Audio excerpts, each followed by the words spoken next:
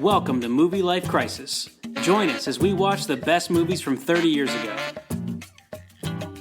It's a popular theory that opposites attract. I better call a phone. Do you mind if I use your cab? There's a cab in the office. And who better to prove it You're Albert Einstein. I hope so. Jiving. than him?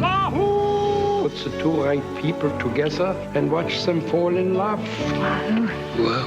Meg Ryan, Tim Robbins, Walter Matthau. Uncle Albert. IQ, I'm steering the boat. rated PG. Starts Christmas Day at theaters everywhere. Jiving, man. Jiving.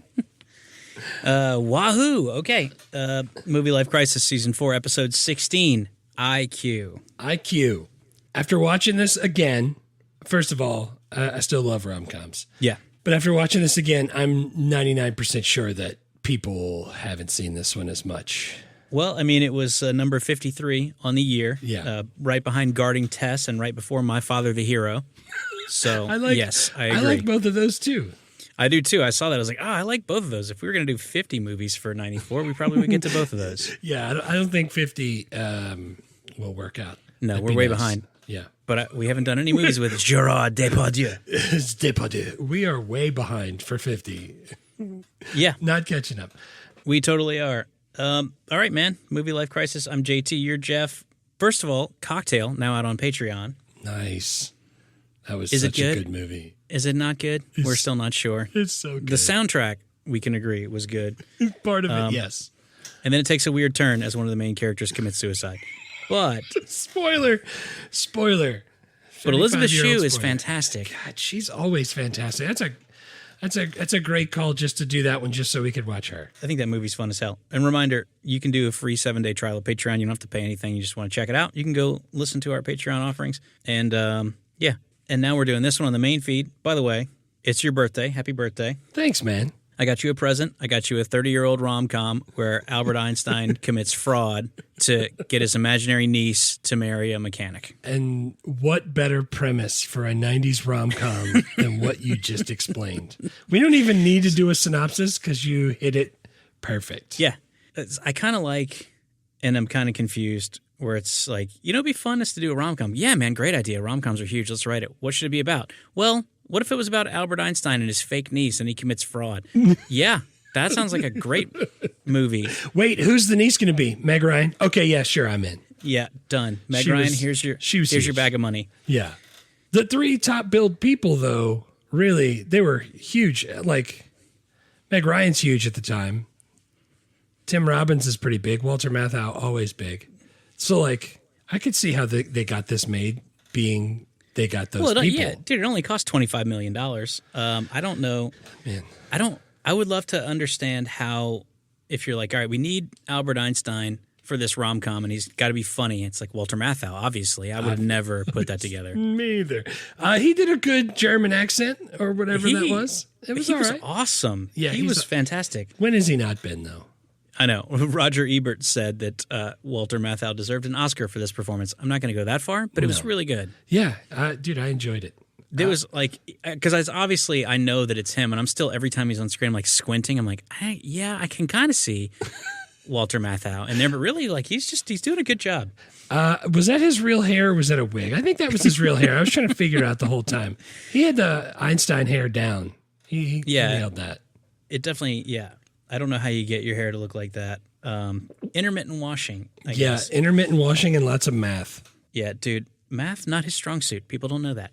If they just watched this movie, they'd know so much more about Einstein. A lot of it wouldn't be true. But, yeah, it doesn't have to be true. So yeah, synopsis, Albert Einstein commits fraud to get his fake niece to fall in love with a mechanic. That's how that goes. Oh, man, he's a good mechanic, though. He's really He's a very good mechanic. with his hands. Yeah, you can tell. Tim Robbins is he's working on cars, but he's also like thinking about comets. He's reading science fiction. Reading science magazines, like the one that they see on Back to the Future where he holds it up. Yeah, the guy's wearing like the scuba outfit. He's already changed it to his human form. Shoot it. Oh man, $25 million budget, $47 million gross, 53 on the year. Like I said, positioned right there between Guarding Tess and My Father the Hero, right in that meat of the order. I know we always showing talk off. about Just flying under the radar. Dude, for reals, I know we always talk about like you got to do like 3 times to make your money back. Yeah. This is they didn't do that. So No. Is this considered losing money, you think? I would think so. I mean, I'm sure there probably is not a massive marketing budget for this one because Right. rom-coms is just like, hey, it's Meg Ryan, go see it or not, we don't care. Right. But still, I feel like $25 million investment and $47 million gross is probably not, no one's all that. In fact, the director did an interview talking about like, this should have been better, except Tim Robbins kept messing it up. God, again. No, so speaking of that, somebody I was talking to started listening to the podcast and they were like, man, y'all talk about the budget and how much money they need to make.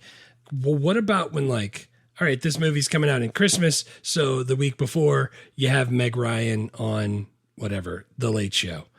That doesn't cost in the budget, right? Like the Late Show needs that's not part of it, right? I told them no. I didn't know. No, that doesn't cost anything. But if you do a hunket and you have a bunch of people out in the desert and you bring all the you bring all the media out. the Like now they don't do that. bags. Now you just go to your like guest room and you just do podcasts for a whole day and that's your press tour. But back in the day when they would do the hunkets, I think those could Why be can we not expensive. go to the Hunket together?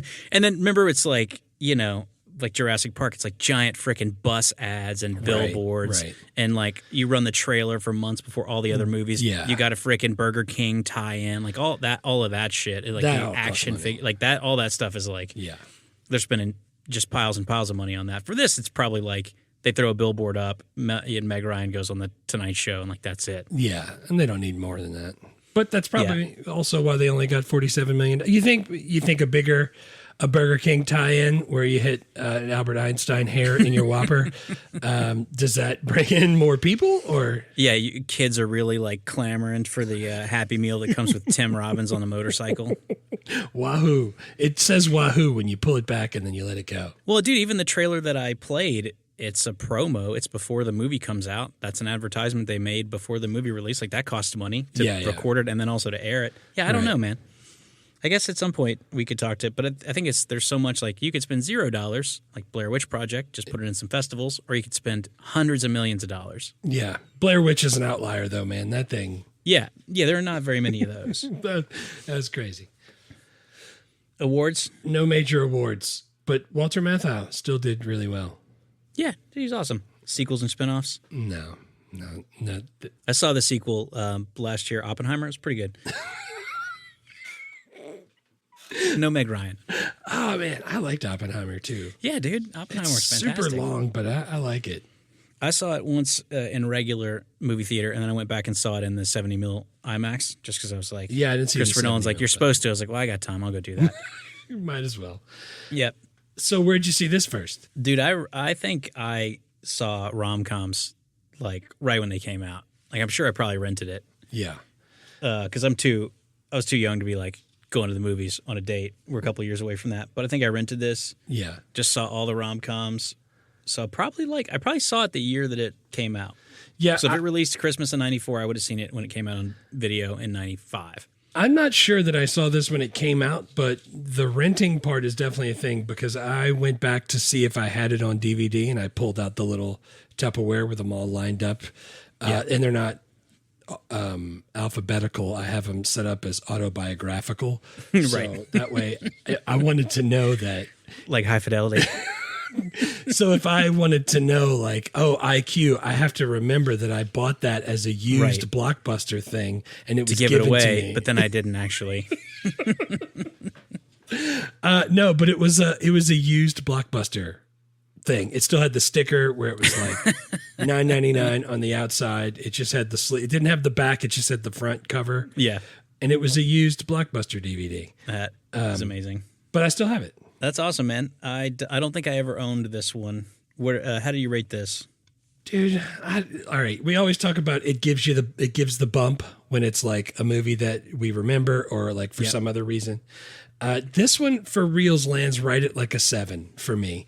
And I know we don't do 7s, but because it was a rom-com and I really like rom-coms and it was weird to watch a movie because I've been watching a lot of other movies that are, because it's the summer, been watching a lot of other movies that are supposed to be romantic.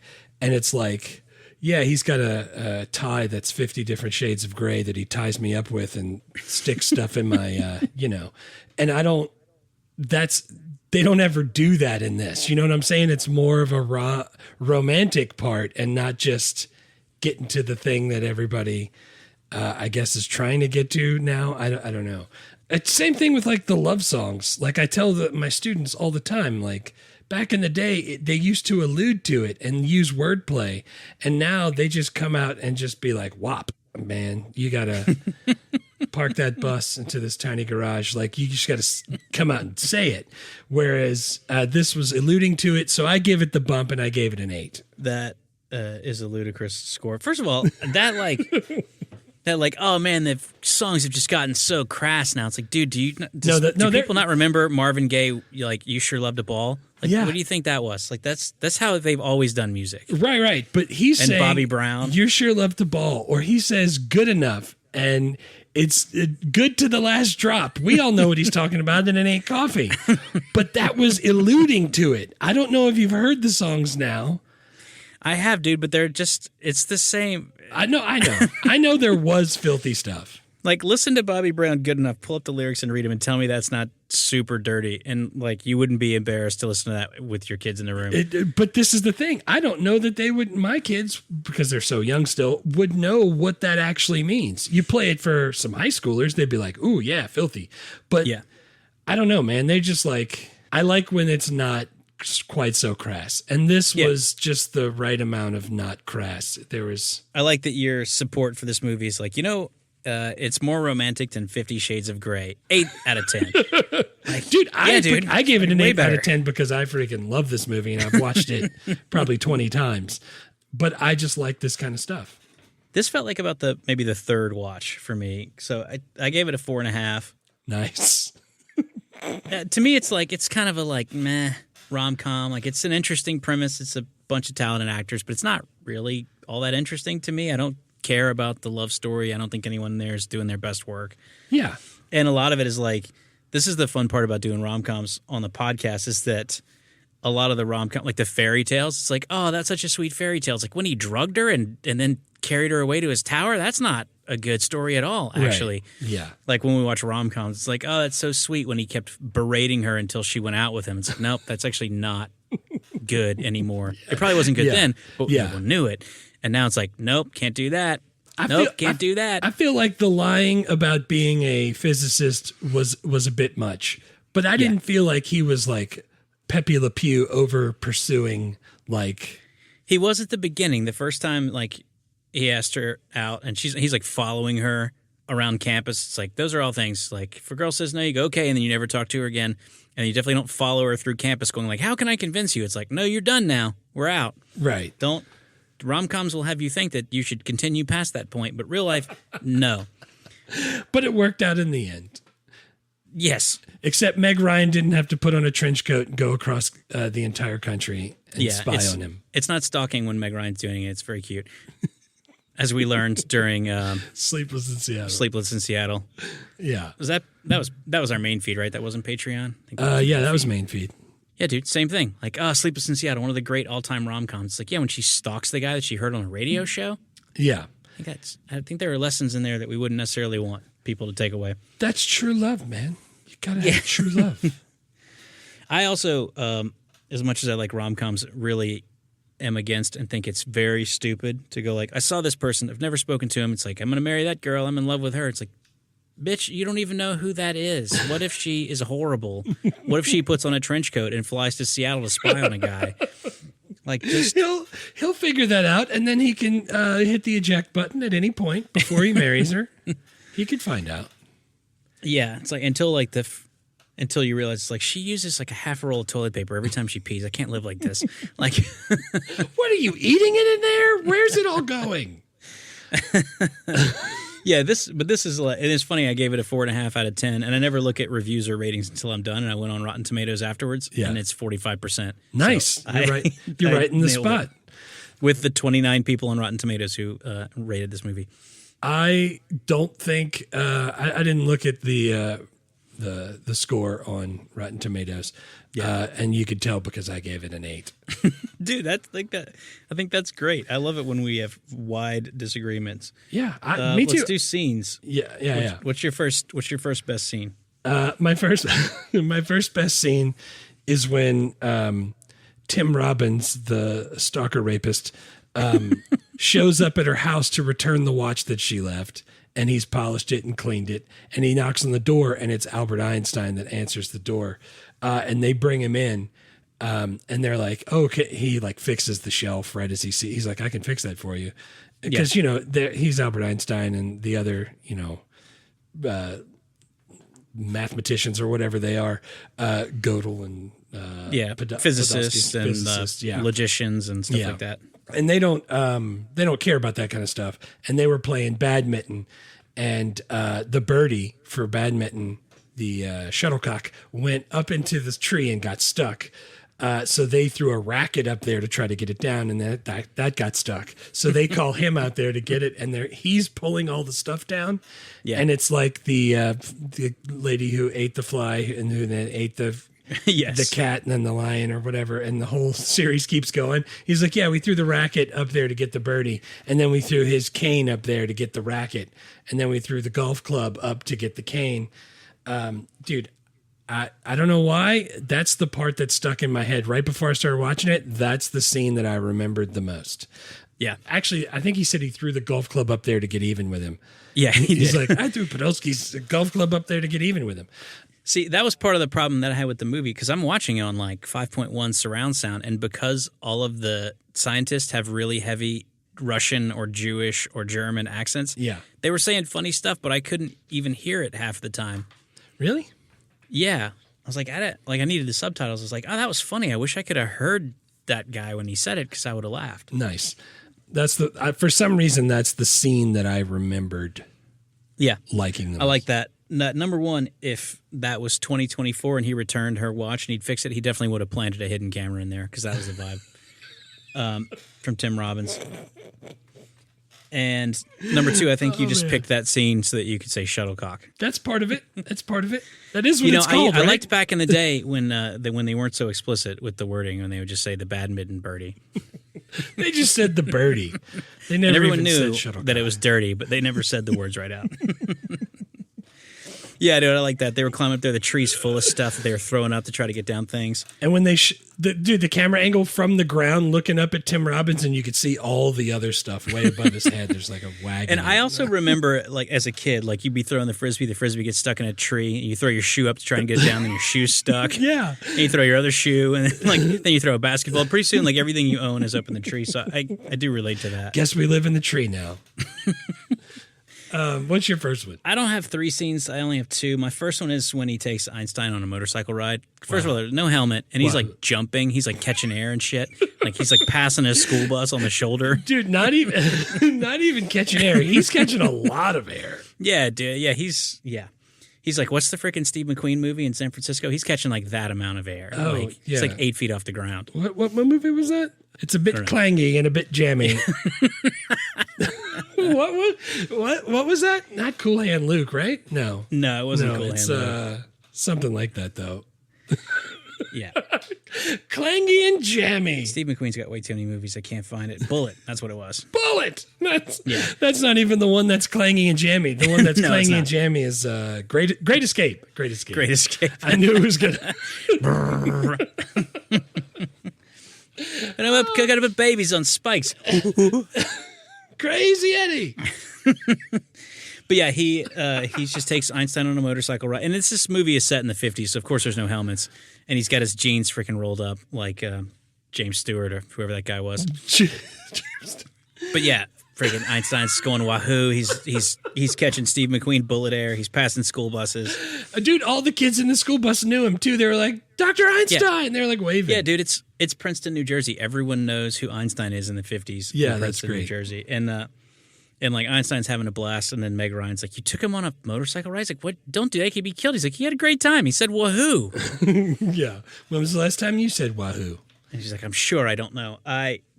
So I thought that was like an interesting philosophical breakdown. She's like, it does make sense to not put the greatest living mind on the back of a motorcycle with no helmet and then go catch air. But at the same time, he's having a good time. Yeah, he's living life. Yeah. Can't spend it all in front of a chalkboard. Crazy. Yeah, he's done all his important work. Doesn't matter if he dies. Right. But yeah, I had that scene because I was like trying to figure out through the rest of the movie. I was trying to was that a terrible idea or was that actually totally fine? Like he's a grown up. If he wants to ride on a motorcycle with no helmet, he should be able to. Yeah. And Tim Robbins is a good motorbike rider. Sure. Driver. Right. He was freaking driving it through a field. Yeah. Just super fast. Kids these days. Yeah, my second scene is after they do this physics symposium.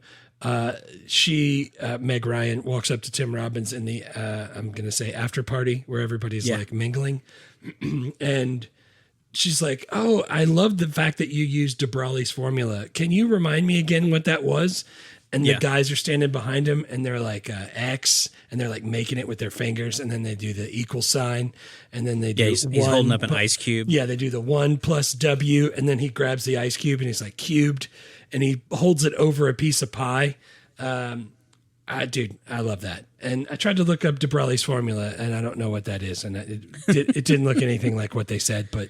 Yeah, dude. I'm sure when they acted out the formula, I was like, I've never heard of this formula, but I promise it's not 1 plus C cubed over pi. That's not a real thing. That's not a thing. Luckily, the guy from One Fine Day, Lieberman's in Barbados, that guy, he shows up and, not ruins it, but like stops them so they don't have to keep going.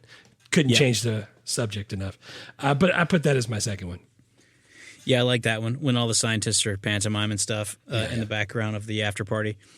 Yeah, my next one was so the whole thing is that Einstein decides that this mechanic is actually a much better fit for his niece than her stuffy psychologist boyfriend. And so, but they know that she wants to be with an intellectual. So they decide they're going to make this guy pretend to be an intellectual. Yeah. And they're going to let him borrow a paper of Einstein's that he wrote but never published because he couldn't get the math to work. Right. And they're going to convince everyone that he's not only a mechanic but also a savant at physics. Yeah. And then using a paper that Einstein wrote, which of course looks like a savant in physics would write it. Right. And then so they start like announcing the paper, and then it gets in the freaking newspaper, and then everyone's like, the president comes to visit him. And then Meg Ryan's fiance, Stephen Fry. I like him. He's great. He decides that they should really test Tim Robbins to see just exactly how smart he is because he doesn't believe that he's smart. And so they make him do an IQ test like in an auditorium with like reporters and 100 people spectating. Yeah, bright lights and everybody's watching him pick the great.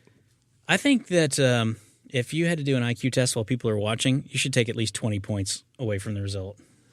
I don't know that I would want to. And he called it something different too. He called it like a PC and D examination, and I couldn't figure out what that was either.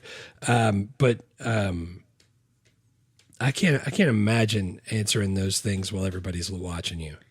That's what I'm saying. But so that's why I had that one on there. By the way, they finished up with and so Einstein and his friends help him cheat. Yeah, that's my scene. That's my third. Because he's doing the multiple choice like on an old school projector where it's just a camera that shines down at you. Yeah, and it's multiple choice, and then they're just like signaling which one of the choices he's supposed to make. Right, and they're all lined up 4 in a row, and then Meg Ryan makes 5, and all of the questions are A through E.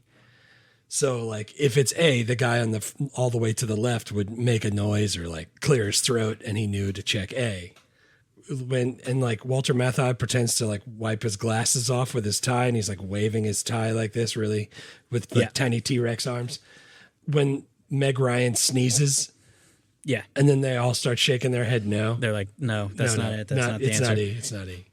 By the way, 186 would put you 5 standard deviations away from the mean, basically like 1 of 10 people on the planet. Like nobody's like when you get to that point, there's no sense in even measuring it. The point is like you're one of the smartest people alive, right? Which is what you would expect if you have 4 great scientists telling you the answers to the test as you're going through it. Yeah, that sounds like it hit about right. So you're telling me that the kid that came into my class and said he got a 195 on an online IQ test, it wasn't true? If he says that he got that score, I believe him. but I don't think that test is accurate. Right, correct. Yeah, I like the thing. I think it was maybe last year. It was like people were like bragging about like, it's like, hey, man, don't talk to me like I'm stupid. I took an IQ test, got a 97. Pretty good. It's like, no, that's actually not great. That's average.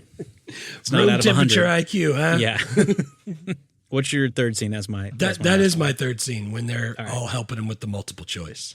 All right, let's do quotes. My first quote is when Meg Ryan comes in and sees Tim Robbins like talking about physics with all of the scientists, and he's just like spouting out gibberish, and she's like, "What?" She's like, "He's not a physicist. He's a mechanic." And Einstein goes, "I was a clerk in a patent office. And Faraday was a carpenter. Isaac Newton was an insurance salesman." She's like, no. Yeah. As he's walking out of the room, she's like, he wasn't an insurance. And then as she's leaving, she's like, Isaac Newton was not an insurance salesman. That's so great. Yeah, that's great.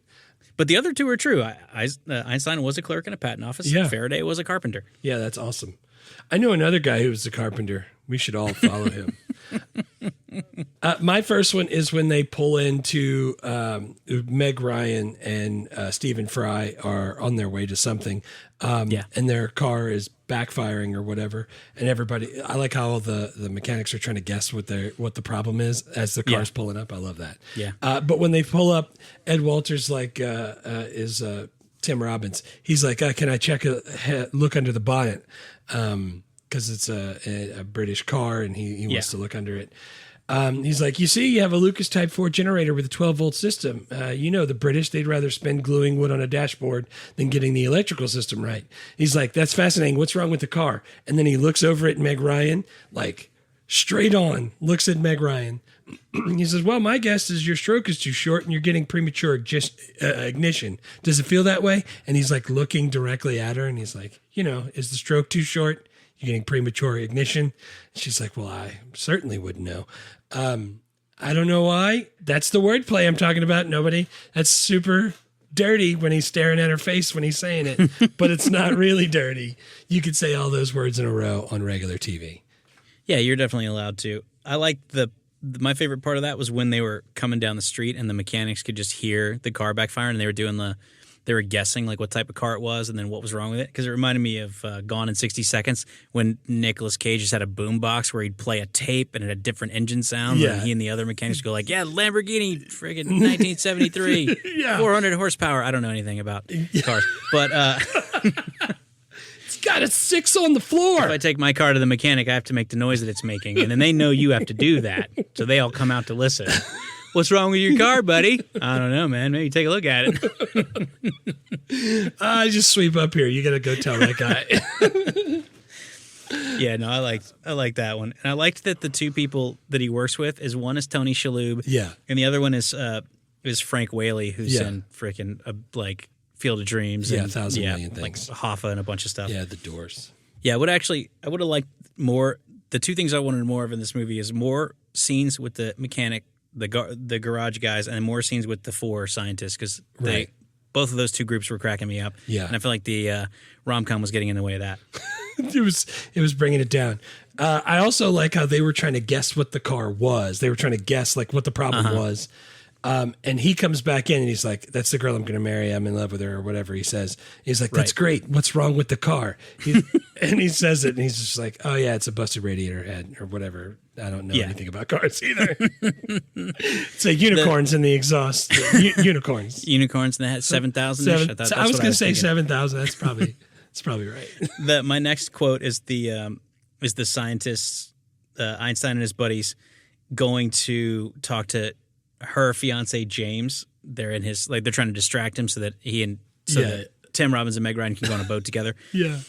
And they go and he experiments on he does like rat experiments. He's a psychologist and he also does human experiments. And they go, James, how's the rat business? And he goes, well, it's actually mostly students I'm experimenting on now. And then one of the old guys goes, my God, the mazes must be enormous. Dude, that's the next one that I had. He's like, my God, the mazes must be enormous. And dude, that was such a throwaway line too. It like didn't even spend time on That's getting what I'm it. saying. They had a bunch of great lines that I could barely understand because of their accents, but they were freaking hilarious. Yeah, dude, that was the next one that I had too. That's fantastic. What's your third quote? My third one, dude, I just like how when he introduces he is in Walter Matthau, Einstein, introduces, he's like, this is my friend Edward. We're working on something. And she's like, oh, yeah, really? What? Attraction at a distance. I like that. That's the rom-com thing that I like, how he throws that in there. Yeah. But yeah, dude, I was going to say, you said, I never thought about it until just now. All of the good lines for quoting are the mechanics or the scientists. Yeah. All of those people, all of that ensemble was hilarious. Yeah, they were good. And my third quote is also from one of the scientists, Kurt Gödel, who was a real physicist who worked with Einstein. Yeah. Even though he was nothing like the character in this movie. Yeah. But they were like walking up the stairs talking about things, and he just said, I'd rather be an optimist and a fool than a pessimist and right. Right. Yeah, and I was like, that's a good line. That is a good line. I feel that. Yeah, dude, Kurt Gödel is a real guy. I talk about him when I talk about Aristotle in class. Nice. Yeah, those are my three. Those are good quotes. What about characters? First character for me is Walter Matthau as Einstein. Dude, how can you not? What a delightful portrayal. I love Walter Matthau, but it's just, this was good, man. It's hard to even see Matthau in there. He wasn't doing any like normal Matthau stuff, but it was really good.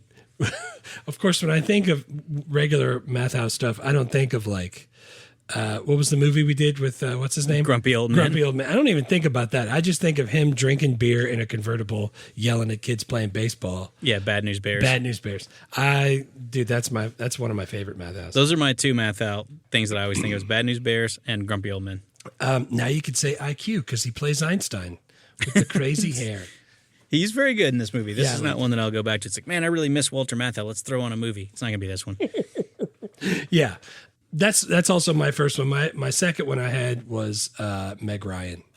Yeah. She's charming. She's really great. I don't know why. I guess I know why she would pick Stephen Fry, but I don't know why in real life you would pick Stephen Fry. I guess comfort or making sure you're going to be okay. I don't know. The whole societal expectations of what she should do in true love and all that stuff. I like that. Yeah, and I think that's pretty. Obviously, this movie's set in the 50s. Things are very different, but she's like Einstein's niece. She's a doctorate in mathematics. She's like, oh, yeah, I'll just marry this psychologist who electroshocks rats, and then I'll go be a housewife. And makes guys scream in a padded room. Yeah, and Tim Robbins is like, you should do way more than that. You're really smart. She's like, yeah, but I might just have some kids, and maybe the kids will be smart, and they could do stuff. Yes, that's not a good call. But I didn't like Meg Ryan that much in this one. I mean, her and Julia Roberts are like the undisputed queens of romantic comedies in my lifetime. Yeah, and I don't know who I would put first. It probably would depend on which movie I watched most recently. Yeah. But I just don't think this is one of the best ones. I think her character was really weird, and it seemed like she wasn't fully sure like how to play it, and maybe that's because it was kind of unusual. Right. Dude, I could see that for sure. I don't my whole thing is she's definitely in the top 4 romantic comedies for sure, her and Julia Roberts. I still put Julia Roberts first. I don't know why. I've always liked her. When you look at Harry Met Sally and like Sleepless in Seattle and what's the You've Got Mail, Kate and Leopold, stuff like that, she does play this one a little different. Yeah, and I think I can't decide. I never know, like, is it that this is written differently and it's kind of a weird part to play, or it's that like she wasn't directed all that well, or like maybe she just was giving it like a 7 out of 10. She wasn't really like going all out on this one. She wasn't hamming it up, right? But I don't think this is not one of my favorite Meg Ryan performances, and I don't know exactly why, but I did not put her on the list for that reason. And I actually put Tim Robbins as my second character. Yeah, dude, he's fantastic. He's really good. I think I was reading in the director, Fred Schapisi. Yeah, Schapisi. Yeah, but like he said that in an interview after the movie was done, he was like, one of the reasons why the movie wasn't the way that it could have been was like there were other producers and then there was a studio and it was also Tim Robbins. And he said Tim Robbins was being particularly difficult because he said that no one would like the character who has a woman fall in love with him because of a lie, which is definitely not true because half of the romantic comedies, that's how they go. That's how they start, right. But he just like decided that. And so he kept the director felt like Tim Robbins, because of that particular belief, was pulling the story away from the way that they wanted it to go. Yeah. So even though I thought he did a good job and I liked his character in the movie, the director at least thinks that that's one of the reasons why the movie didn't do that well, is that he messed it all up. He was like, I was trying to do more stuff with the scientists, and like we had all kind of like crazy stuff planned. It would have been really funny. Like we got dragged away from that, but it's by all these like things. That's crazy. I thought. But I like Tim Robbins. Yeah, I thought he was good. What's not to love about him? All of the thing. Like I started thinking about what are other movies I know we did Bull Durham back on Patreon, and we did what was it? The Player last year. Was it out last year? 2 years ago. Maybe 2 years ago. But dude, he's in like Nothing to Lose with Martin. Yeah. Nick Baim. He's in High Fidelity. He's the Ian guy. Like what? Ian guy. Yeah. Dude, all of the stuff. He's in so many good things. Like Hudsucker Proxy. I know we're not going to get to that this year. Yeah. Shawshank. Shawshank. Golly. It's dude, just, Tim Robbins is awesome. I think it's so kind of weird good. to put him in a rom-com opposite Meg Ryan, because I just feel, I don't know, she's been like there was a period there, and maybe that period was the 90s. They would just stick anybody in a rom-com and just see what happened. Yeah. Yeah, that was You'd be like, dude, that guy? Why would they put him there? Yeah. But it's like if you got Julia Roberts or Meg Ryan, you're like, bam, we're done. Like stick whatever guy in there that is hot right now, because we're all set. Yeah, because it doesn't matter because you got Meg Ryan. Yeah. Because I think if you were going to remake this movie, like Tim Robbins would probably be the first person I'd be trying to replace. Right. Even though I liked him. Yeah. I agree. I agree with that. Who's your third character? My third one is Tony Shalhoub. He had such a small part, but what's not he's love fantastic about Tony Shalhoub? That dude's so good. He's so funny, and I mean, like, it was maybe a month ago that Jake had asked, like, "Oh, what's something else I can watch this summer? Like that I can watch over the summer?" I was like, "Dude, you should try Monk." He loved it. Dude, it still holds up. It's still funny. It's way good. Yeah, Monk's awesome, man. My wife really likes Monk and Psych. I thought about Tony Shalhoub, and I actually went Frank Whaley, the other guy in the garage, just because he's been in so much stuff, and I feel like we probably are never really going to talk about him, but like he was young Moonlight Graham and Field of Dreams, which we did on Patreon. Yep. He was in Pulp Fiction, which we did this year. Dude, he's in JFK and The Doors and Broken Arrow and Broken Arrow. Heck yeah. Yeah, like School of Rock. Like he's in a bunch of stuff, but he's definitely one of those people that you're like, I don't. Like Frank Whaley, like what? Who is that? And you show him a picture of him, and you go, "Oh, right, yeah, snap! I've seen him in a thousand stuff." things. Yeah. I like him, and I liked the mechanic guys. They just had like a fun rapport going in there. Yeah, just dude, the guessing of what's the problem with the car was great. That's great. Writer, director. So this is written by Andy Breckman and Michael Leeson. Oh, dude, he's the guy. Andy Breckman's worked on Monk. He was a writer on Monk, to bring it full circle there. And then directed by Fred Schapisi. Yeah, and it's all of those people are like, yeah, that's fine. And like none of them are like, oh, I can't believe he did that. It's good. Yeah, like the director did Mr. Baseball. And, with mustache guy. What's his name? Tom Selleck. Selleck. Yeah. Dude, I like Mr. Baseball. My favorite one that he's done is Roxanne. I've not seen that. Oh man, that's the great. It's got Steve Martin. Steve Martin. Yeah, it's the old Cyrano. Cyrano de Bergerac. Yeah, it's the Cyrano remake. He's got the long nose. Oh, it's so funny. It's got Daryl Hannah. We should do that one. What year is that? That's got to be 86. 87? 87. Cool. Next year on Patreon. Next year on Patreon. Yeah. Dude, that's great. I like that. He also did 6 Degrees of Separation. Did you remember seeing that one? Will Smith? I do. Will Smith. So, and that's it. That's all I had for those guys. Do you have any extra good stuff? Yeah. Real fast. The writer, not only did he do IQ, he did Monk, but then he also wrote for Saturday Night Live, wrote for David Letterman. Nice. He did the Academy Awards. He wrote for that. Even the screenplay guy has done stuff that we know, like Tracy Ullman and Mixed Nuts and stuff on TV, Happy Days. So those guys have been around. The other only good thing I had was I saw a thing that said, this is the second movie Meg Ryan and Tim Robbins appear in together. Do you know what the first one is? No. Yeah, I didn't either. And I was like, what could it be? It's Top Gun.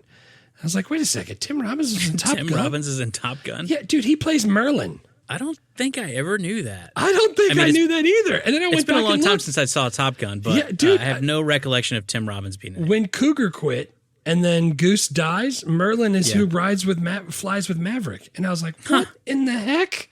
I go back and look at pictures and he's got stupid hair and maybe that's why I didn't recognize him. And he's super young. But dude, Tim Robbins, Top Gun, that's redunculous to me. I never even remembered that. That's amazing. Top Gun is in 86, so we'll get to that in Patreon in a couple of years. And we'll get to rewatch, because I haven't watched that in a minute, even though I should, because I loved Top Gun Maverick. All right, let's do worst. I didn't really have. I was going to say, I don't have very much worst. I could see that some people who are very into science and history might not like this portrayal of Einstein and the other scientists. I could see that they would maybe not be a fan of that. You mean it's not 1 + W cubed over pi? I don't think so. I don't know. It seems like there are laws against like, hey, look, here's a movie with Albert Einstein where he does wacky shit. It's like, I don't know if you're allowed to do that. Do you think they got the okay from the Einstein? I don't know. Estate? It seems like I would have read that somewhere. Yeah, I didn't. I kind of looked and I didn't see anything. Yeah, because normally, I mean, I don't know the rules about that. No sense in even talking about it. But it seems like that's not the sort of thing you could do. I can't make a movie about Jeff Horn where it's like you're doing all kind of shit that you would never do. Yeah. I mean, I can, but you could be like, hey, man, take that movie down. That's not real. Right. Like, don't have me on there eating salads and going to the gym. That's bullshit. I will not abide that.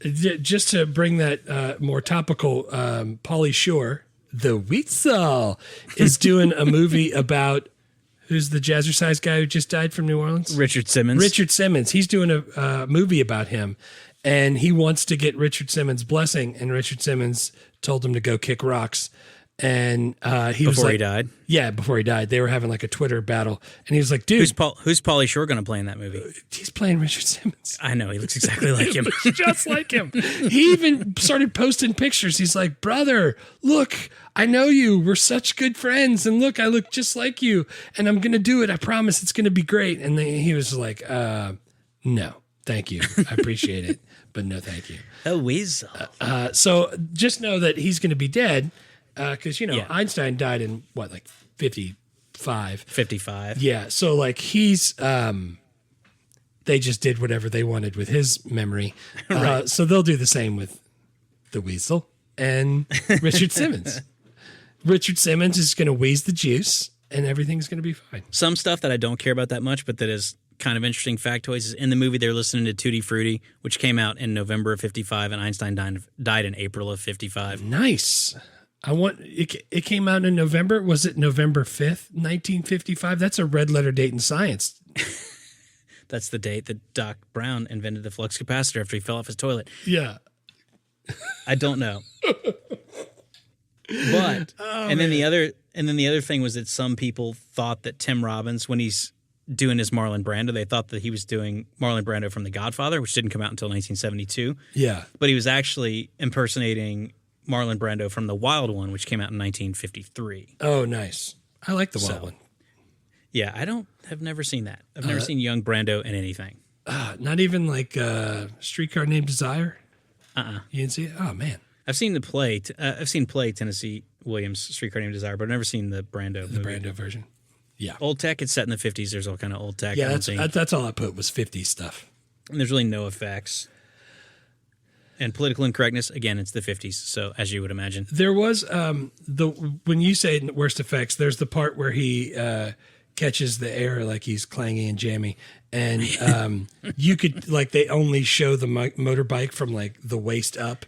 Right. And you can tell he's just, like, sitting on a trailer, riding and pretending to jump. And then they show it from the, like, back where it's just the stuntman. Yeah. Where you actually see them catching air. Stuntman wearing a Walter Matthau wig. Yeah, dude, $25 million. That's how you're going to shoot that. That's how we would do it if we wanted to make a movie with our phones. That's exactly how we would do that stunt. Oh, man. So when we make a golf cart driving scene, we just film it from the waist up and pretend like we're jumping? Yeah. Yeah, not me, a stuntman, because even from the waist up, I don't want to have to do that. Yeah. All right, man. 5 questions. Is it okay for kids? Yeah, dude. My daughter watched most of this with me. She had to leave. Is this PG or is it PG-13? I think it was PG. I'm 99% sure. PG. It's like the ratings of these movies is one of the things I have a weirdly hard time finding. It's like not on the Wikipedia page, and I don't always trust the IMDb. Yeah, it's PG. But yeah, it's fine for everyone. Would this movie get made if it were pitched now? I don't know. I don't think anyone would care about a rom-com set in the 50s. Let me tell you how bad it's going to be. I don't know if you've heard about the new rule where if you take the ACT now and you don't feel like taking the science part, you don't have to. So I don't know that we're going to have scientists in 20 years. Oh, man. See, and when I went to school, science was my favorite subject, especially the Old Testament. Oh, man. Dude, for reals, I did like science. I did too. Old Mr. Fleming just shocking himself and talking about how much he liked it. And yeah, science was great. like, science was awesome, but they're not going to have that anymore. So this won't get made again. I don't think that they're going to make it because no one makes rom-coms and no one cares about the 50s. And you don't think they're going to make it because no one cares about science. Because there won't be scientists anymore. Everything's great. Nothing to worry about. It's like 9,000 degrees outside right now, but it's totally fine. This is all fine. We're all fine. Would it be a now movie here. or a TV show? Yeah, sure, a movie, I guess. It's got to be. I mean, a movie. they've done some rom-coms. They did the George Clooney, Julia Roberts one. They did Sydney Sweeney and whatever that handsome guy is that's doing stuff, Glenn something. Yeah. Like they've done a couple. They're still doing them, but not as much. I'm hoping not for like a 90s. resurgence. No. And did you do any recasting? Ed Walters, which is Tim Robbins. Can we put Chris Pratt in there? Yeah. He looks like he could be a mechanic. He definitely looks like he could be a mechanic. Yeah. But can he be a physicist? No, but that's the thing. Neither could Tim Robbins. Well, Tim Robbins, they messed his hair up and they gave him a sweater vest, and then he was all set. Man, she's all that. Take off the glasses. Oh my God, she's hot. She was hot this whole time. Yeah. Did you remember that they made He's All That like 5 years ago? Oh God, no, I didn't. I didn't watch that. There's a shock. We'll do it on the podcast. For Catherine Boyd, which is Meg Ryan's person, I want Emma Stone. Yep. And then for Albert Einstein, dude, I couldn't find anybody that I really liked. And Jake was watching Ready Player One. Yeah. And there's a guy named Mark Rylance. Yeah. And if you saw him, you'd probably recognize him. He's been in a ton of things. He was in the other movie I remember him in is Dunkirk. Oh, yeah, I know that guy. Yeah. I think he could play. Yeah, he definitely could be. Because he's pretty good at eccentric, and that's kind of what I think they could do it. Yeah, and you have to keep everybody white and straight because we're going to have to set it in the 50s. Yeah, it's the gonna 50s. have Einstein in it. Yeah, so we're stuck on that. I mean, do you have a newer scientist that we could replace him with? No. Not in 20 years, you don't. Thanks a lot, ACT. By the way, they also cut it by 25 questions, and also the writing portion, which is the part I hated the most for some reason. That part you don't have to do either if you don't want to. I like how it's a nationwide aptitude test, but they're like, but if you don't feel like it, it's fine. Yeah. Cool. I feel like my aptitude has been adequately measured from this test that I can opt out of 2/3 of. Yeah, everybody's going to be Can I just do the parts that I like and then go on home? Sure, why not? All right. Can you still watch and enjoy this movie in 2024? I mean, I did. You should answer. You should answer first. Yeah, dude, I did. It's all right if you never watch it. It's fine. Again. It's fine. I mean, if you're going like, God, I'm so tired of all the rom-coms that I usually watch, but I still would like a rom-com. Yeah. Then you should do Buying the Cow. It's the kind of movie when you first start watching it, you don't like it, but after the whole thing, you really can't stand it.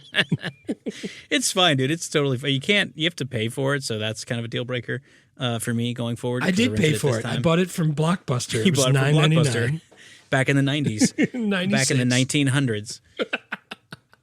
Yeah, I rented it on Google for $3.99. Nice. Cool. Thanks for listening. Next episode, the one that Jeff has eagerly been anticipating, Legends of the Fall. Brad Pitt's outside again. Man, I love A River Runs Through It, too. And the prequel to 7 Years in Tibet. Brad Pitt outside making serious faces coming up next. Yeah, give me some period piece dressings and have somebody with a fly fishing thing. He's got long hair. It's going to be Big awesome. sky. It's going to be great. River Runs Through It, too. Legends of the Fall. We'll see you guys. Check out Cocktail on Patreon. Oh, man. You really should check out Cocktail on Patreon. And Vaya con Dios. Thanks for Vaya con listening to Dios. Movie Life Crisis. Please subscribe, rate, and review. And remember, don't drive angry.